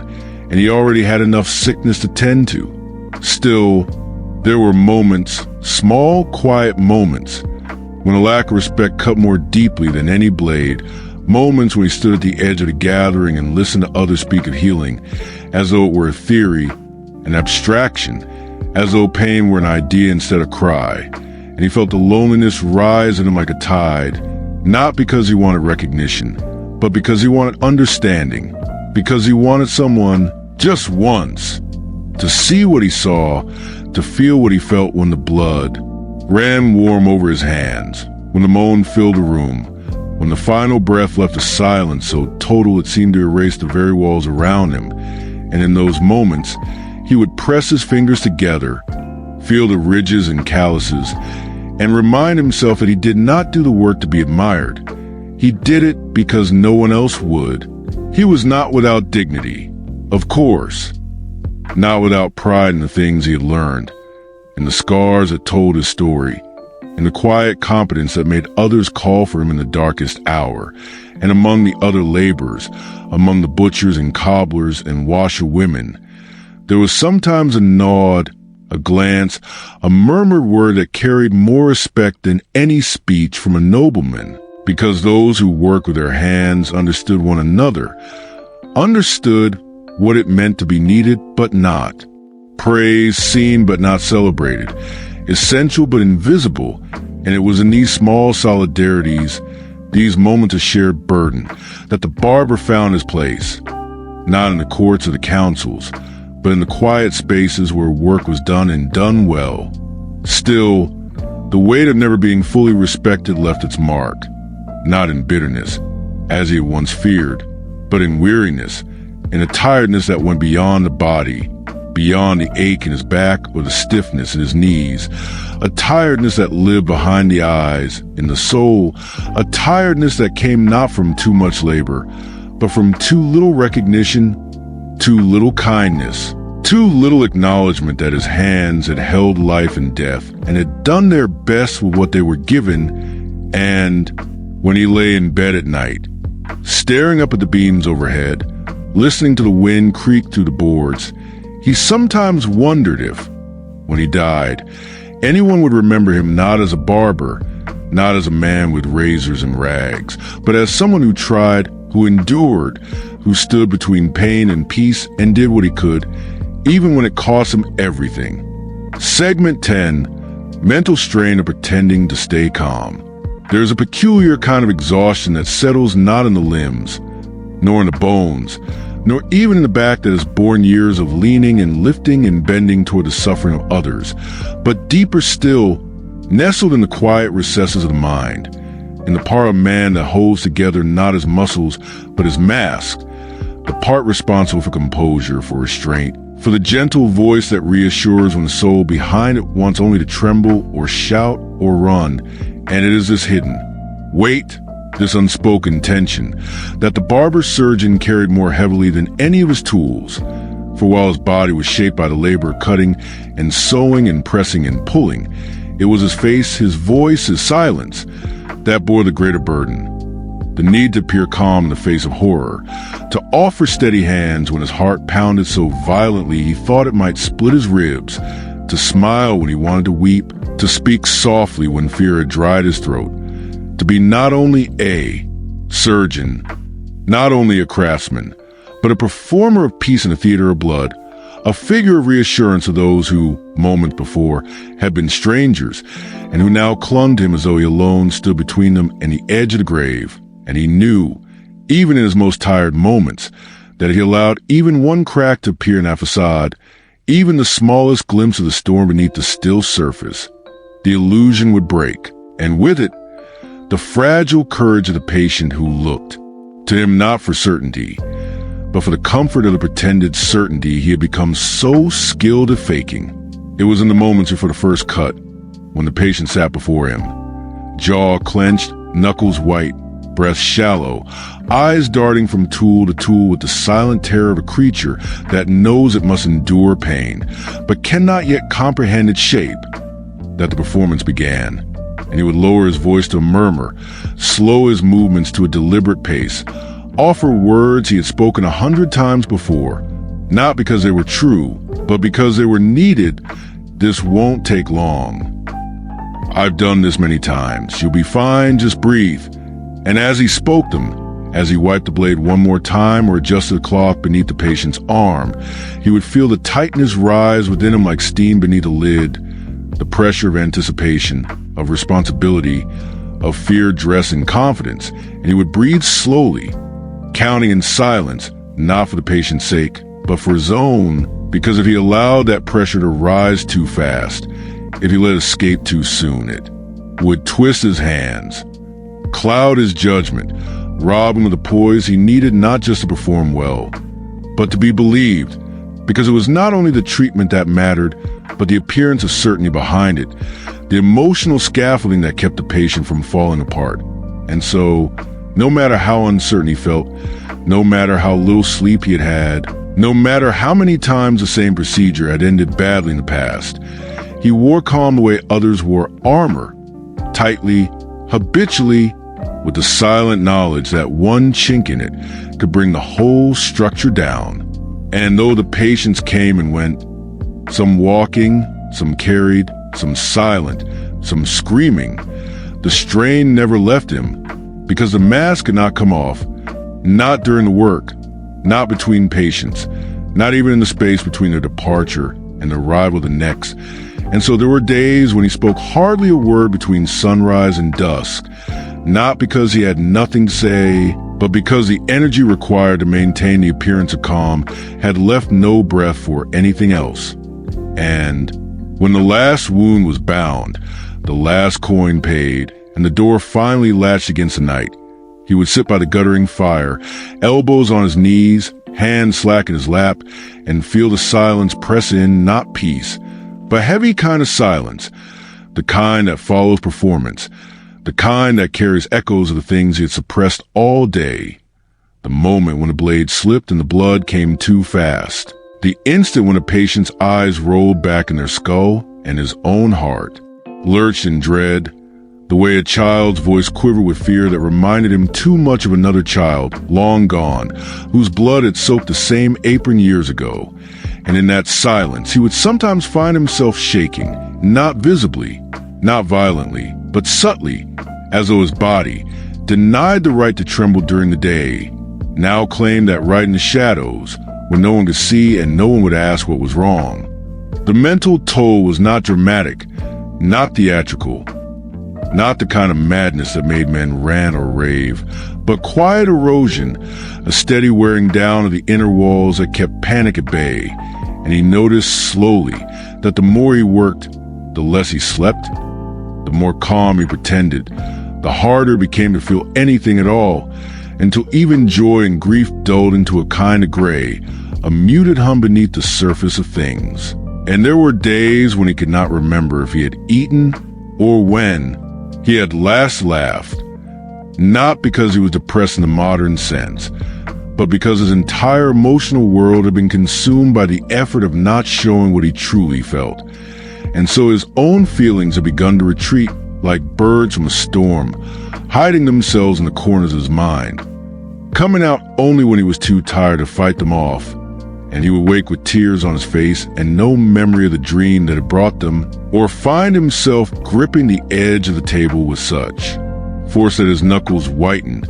as though bracing against a wave that had already passed. And what made it harder, what deepened the strain, was the knowledge that no one would ever ask, not really, not sincerely, how he was doing, because his role was not to feel, but to help others feel less. Not to be held, but to hold others together, not be reassured, but to be the reassurance. And even those few who might suspect the toll it took would never mention it. Perhaps out of discomfort, perhaps out of deference, perhaps because it was easier to believe that a man who worked so closely with blood and pain must surely be hardened to it, immune to it, when in truth, he was simply better at hiding its effects, at least until quiet came and the fire crackled low and his shoulders sagged under the invisible weight of 100 small moments of fear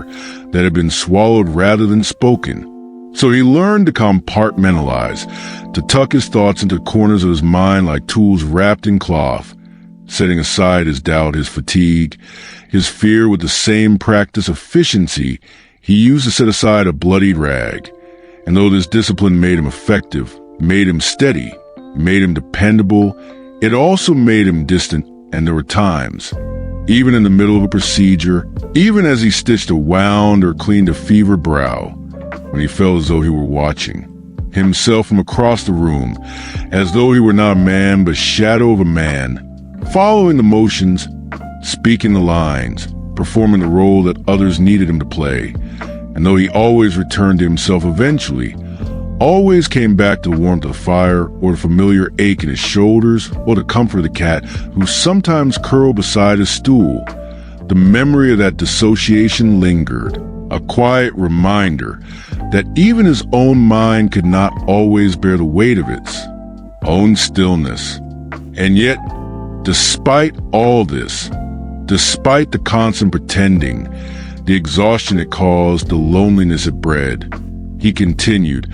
not because he believed himself strong, but because he believed himself necessary,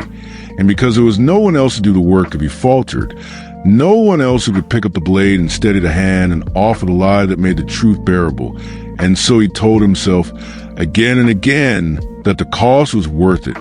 that the mask was not deception but mercy, that the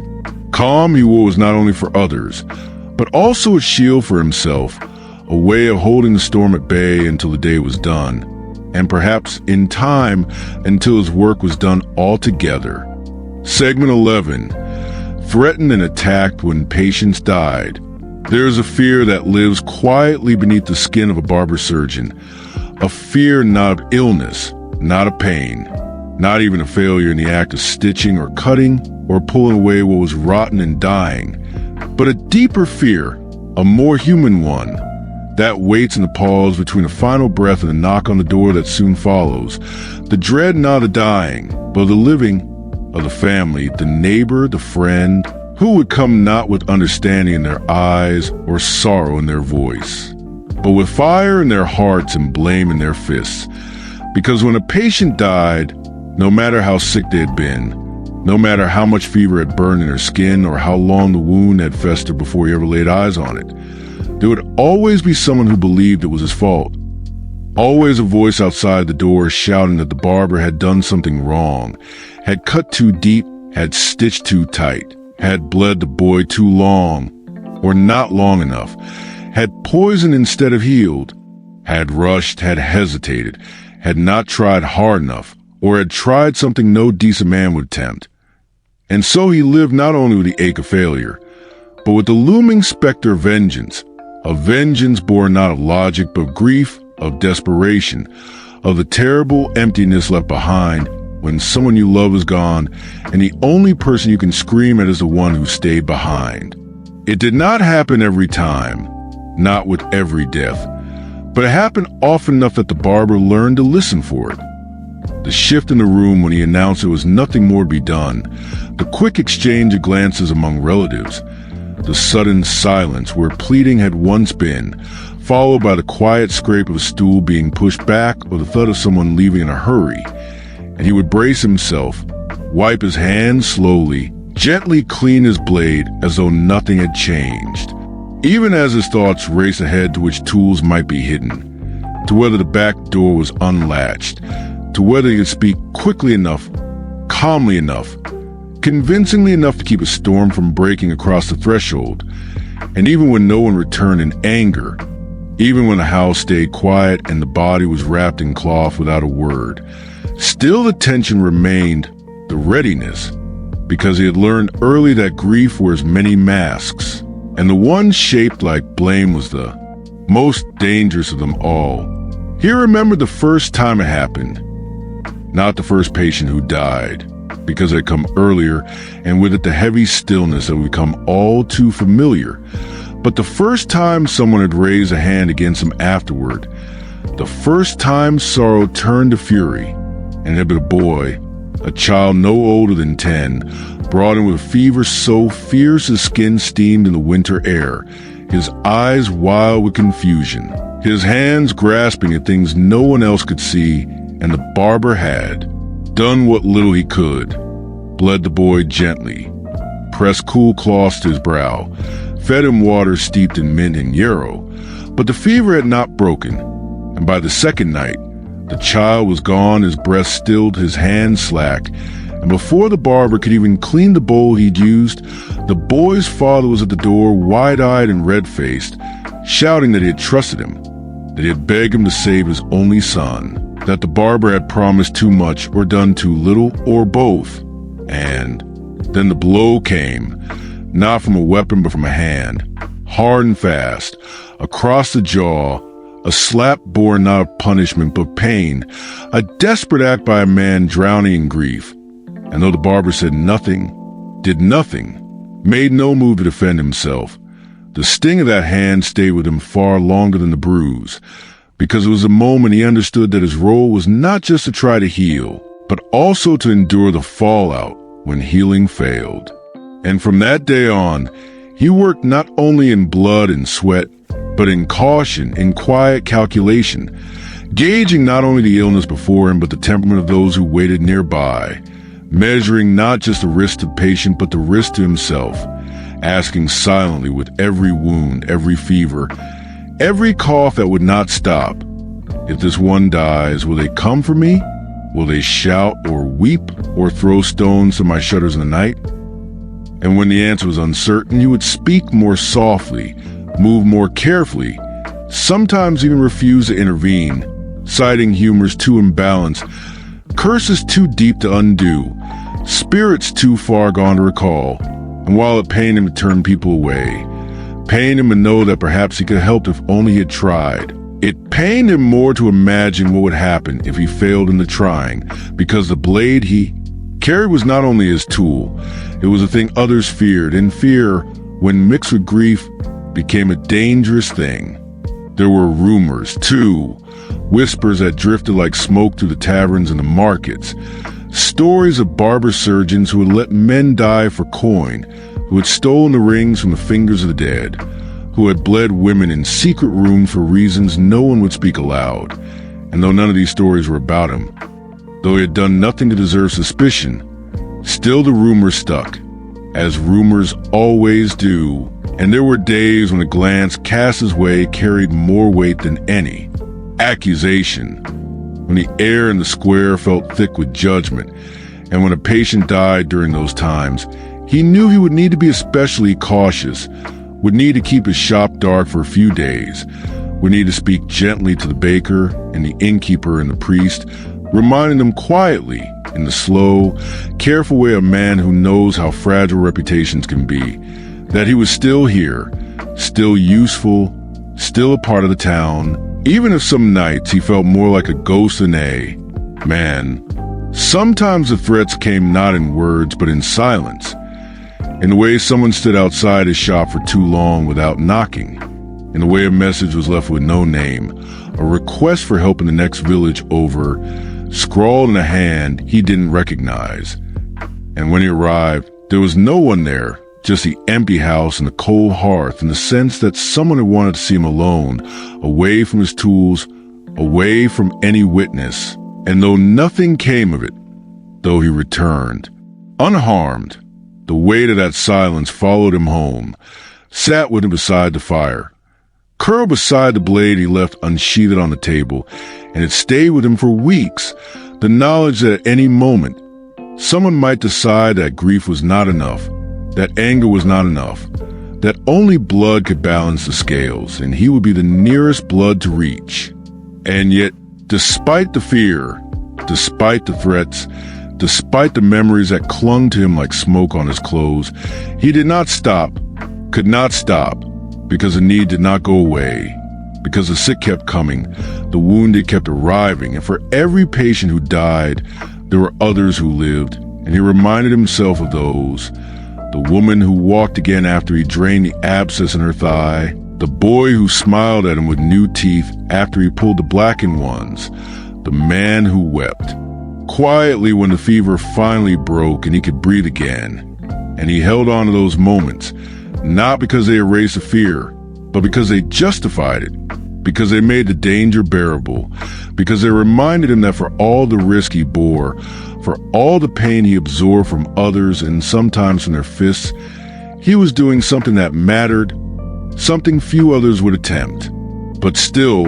when the knock came late at night, or when footsteps paused too long outside his door, he felt his heart tighten, his breath catch, his fingers drift to the tools on the table, not as weapons, but as companions, as reminders that he had faced worse, that he had lived through the night before and would likely live through this one, too. And when the door finally opened and it was only someone asking for help, someone whispering that their mother was sick, or their son could not sleep, or their neighbor had been coughing blood, he would exhale slowly, nod once, and rise, because even after all he had suffered, all he had feared, all he had endured, he still chose to meet suffering with presence, to meet danger with duty, to meet the worst of people with the best of himself. Segment 12, Loneliness and Exhaustion. There are silences in the life of a barber-surgeon that grow louder than words, moments not marked by clocks or bells, but by the absence of everything, of voices, of breath, of warmth. And it is in these long silences, often the deep hours of night or the empty pauses between tasks, that the weight of his own loneliness becomes so thick and so tangible that it seems to fill the very air around him like smoke from a dying fire, curling along the beams of the ceiling, sliding between the slats of the shutters, settling in the cracks of the floorboards where no broom or cloth can reach, and in this quiet, in this stillness that hums with the ghostly residue of every pain he has ever witnessed, The barber-surgeon realizes again and again that though he has touched the skin of 1,000 men and women, though he has looked into their eyes in a moment of agony and fear and held their bodies as they bled or trembled or finally went still, he himself has remained untouched, unseen, not in the physical sense, for his hands are rarely idle, but in the soul deep way that means to be understood,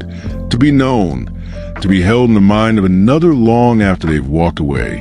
And this, more than the blood, more than the screams, more than the constant pressure work that never ends and rest that never fully heals, is what wears him down, what hollows him from within like old wood left out in the weather. Slowly, gently, but completely, he rises early not from eagerness but from necessity,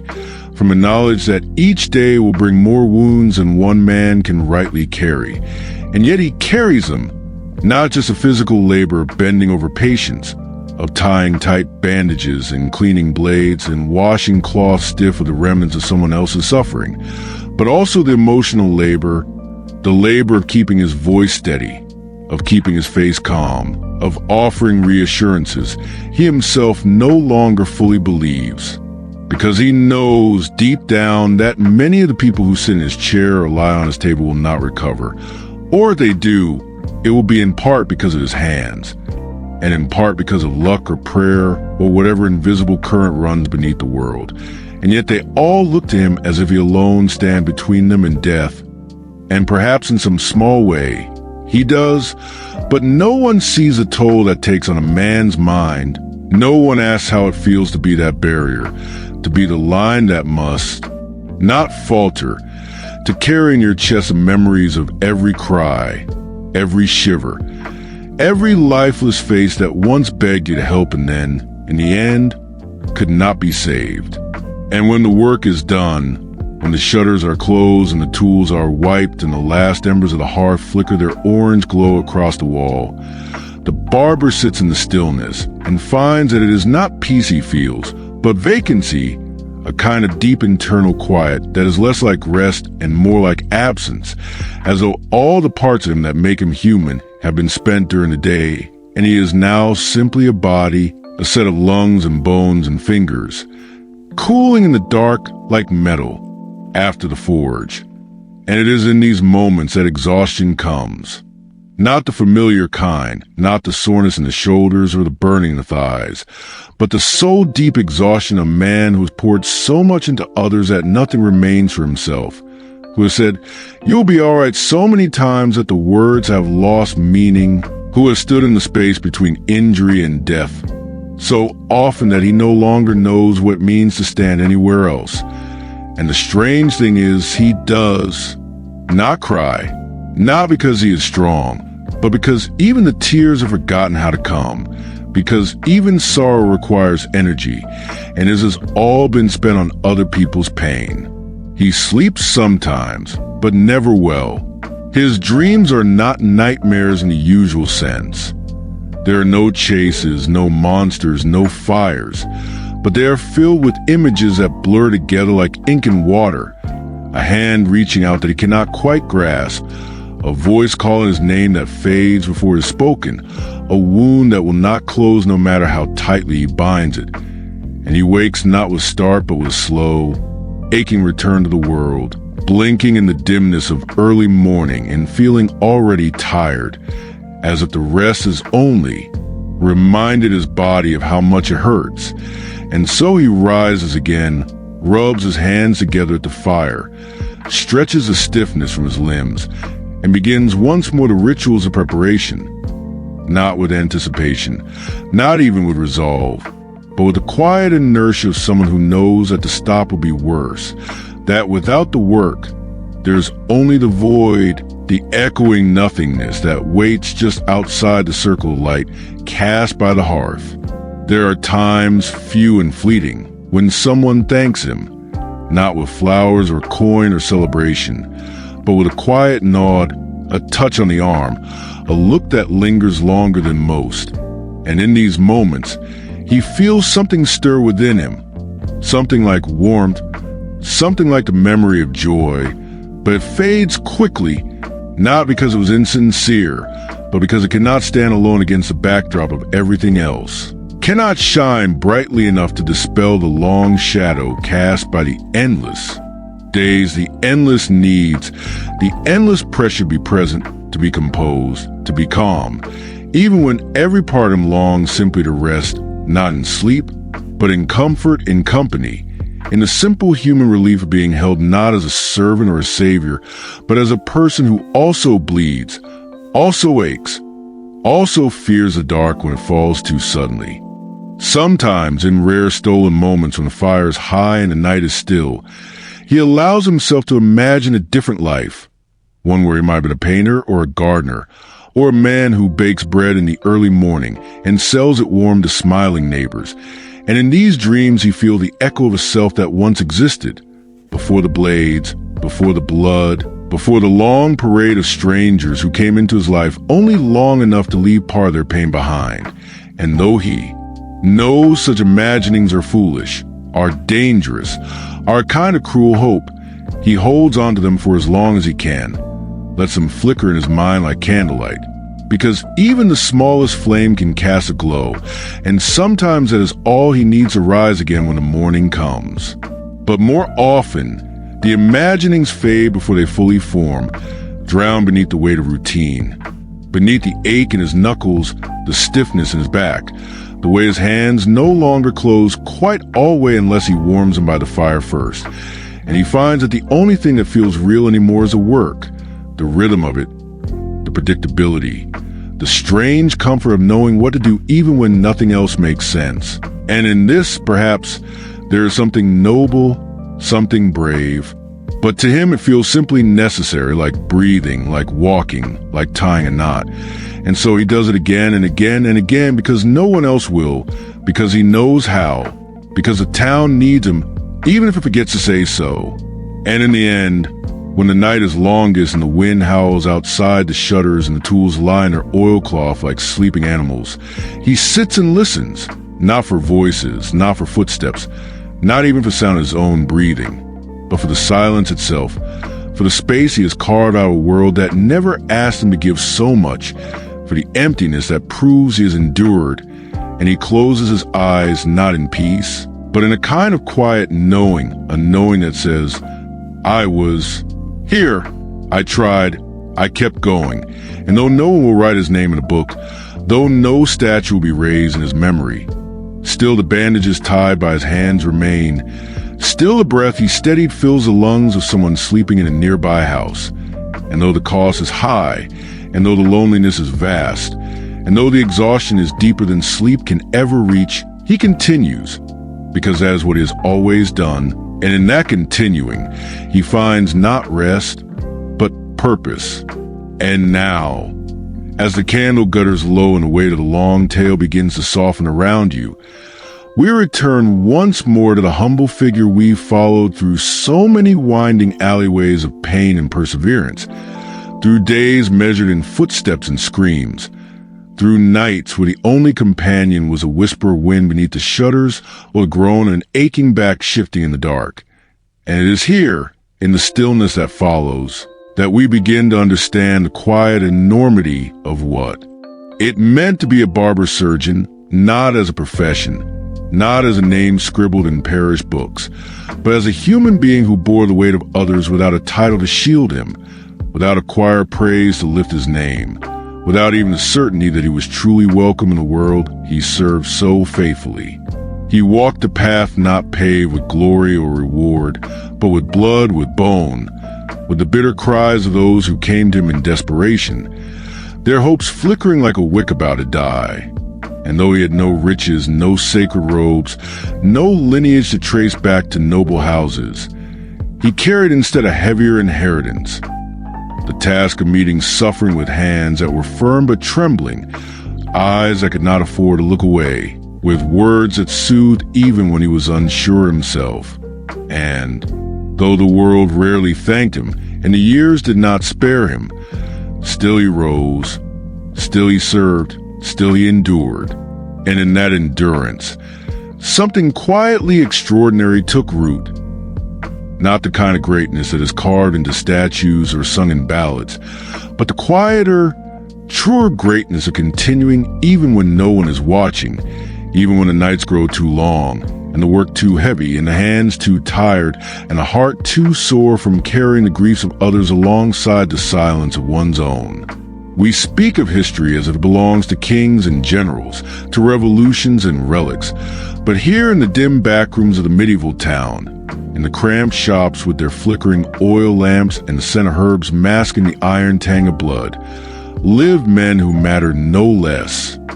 Men like the Barber-Surgeon, who stitched the wounds that history left behind, who pressed callous fingers against fevered skin and said, "Not I command, but I will try," who measured his worth not in coins or applause, but in the return of color to a face, in the slow, blessed rise of breath after the brink. And so as we let this story settle like dust upon a quiet room, we might look again at the tools. Simple things, really worn by time, darkened by use, a straight razor, a wooden bowl, a length of linen thread, and realize that in them lived a kind of sacredness, not because they were powerful, but because they were trusted, held each day by hands that did not seek power, only to do good where they could, however small, however unseen. In his world, he was never celebrated. He was merely tolerated. He stood at the threshold of homes when invited, but never crossed further than necessary. He healed where he could, bore the blame when he could not, and returned home with no song sung, no feast laid out, only the quiet creak of his chair and the sigh of the wind against the eaves. But still he went on, and perhaps in that quiet going on, in that slow, steady refusal to give up or grow cold or stop caring, there is something we can carry with us, even now, so far from his time, in lives lit by electricity, in cities built from glass and steel, in beds softer than he could have dreamed of, because the ache of loneliness, the weariness of duty, the need to be seen and to be forgiven for all the things we must carry, these are not ancient things. They are human things, and in the Barber-Surgeon's story, we see not a relic, but a mirror. So if tonight you feel tired, if you feel invisible, if the weight of the day has left your shoulders heavy and your thoughts unsettled, know that you are not alone in that feeling. Know that others came before who bore that same heaviness, who lit their lamps against the dark not knowing if it would be enough, but still lit them anyway, because someone needed them to, and that someone, perhaps, is you now, resting in the quiet, listening to a tale that has wound its way into your evening like a thread through cloth, gentle, slow, complete. Let the fire die low now. Let the shutters close and the tools be wrapped in their cloth, not in haste but in reverence, each one kissed by the memory of the hands that held them. Let the aches ease. Let the breath come slower. Let the heart, so long bound in service, be allowed finally to rest. Let the silence that follows be not empty, but whole. And you have walked this quiet road with us through the hours. You too may rest now, for you have heard the story. You have witnessed the hidden burdens. You have kept company with the forgotten. And in your listening, you have given back a little of the dignity lost time. That is no small thing. So close your eyes, if you wish. Let the rhythm of breath return to the rhythm of sleep. Let the weight of the world drift just far enough away to remind you that not everything must be held at once. Let yourself be the patient now, tended not by hands, but by calm. You have done enough. The day is done. You may rest. Good night.